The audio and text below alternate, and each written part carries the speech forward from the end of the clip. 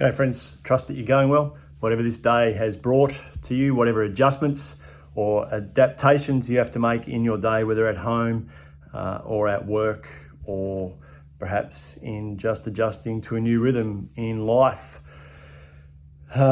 Shout out to different services. Wanted to shout out today to CFA and ambulance members, paramedics. Well done. Thank you very much for all that you do.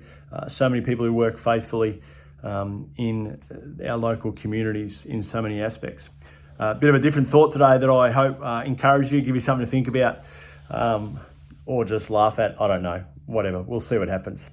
So my exercise routine is a little bit spasmodic at times, and if anything, this pandemic's given me a bit more flexibility in the way that I go about things. I like to have some of a routine, but I find myself, I get bored with things if I'm just doing the same thing over again. Some people describe doing the same thing over again as insanity, don't they? But could be true.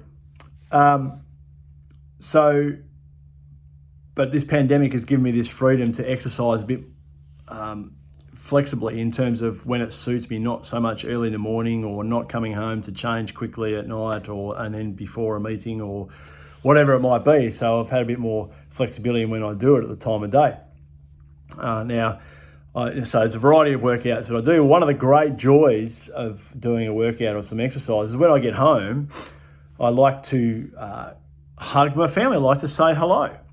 Now, the thing that I'm discovering about this is when I'm all hot and sweaty and dripping and wet chest with the wet shirt, nobody likes to give me a hug. Now, it is fun trying to go after a hug, but certainly Andrea, my wife, isn't that excited about hugging me at that time. And certainly my two young adult daughters who still live at home with us aren't that excited about getting a hug from me either.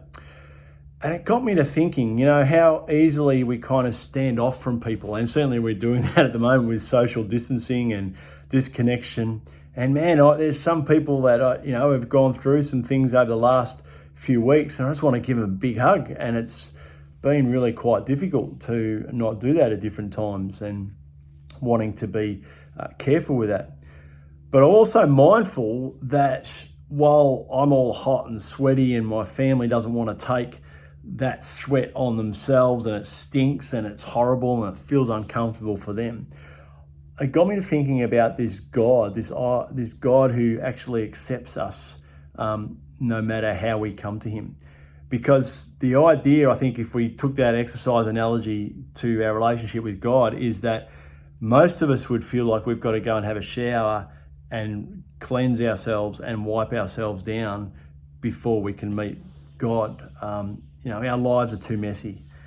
Our lives are too disruptive. We've done too much wrong. We've done too much outside, and we've thrown God away, or we've disconnected from God, or we've been disinterested in God, or we've been disillusioned by God, or we've been disrupted by God, or God hasn't shown up in a way that we'd hoped to. And so to come back to God, I'm too messy. I'm too sweaty. And I don't really want to clean myself up for him. But what if there was a God who actually said, you know what?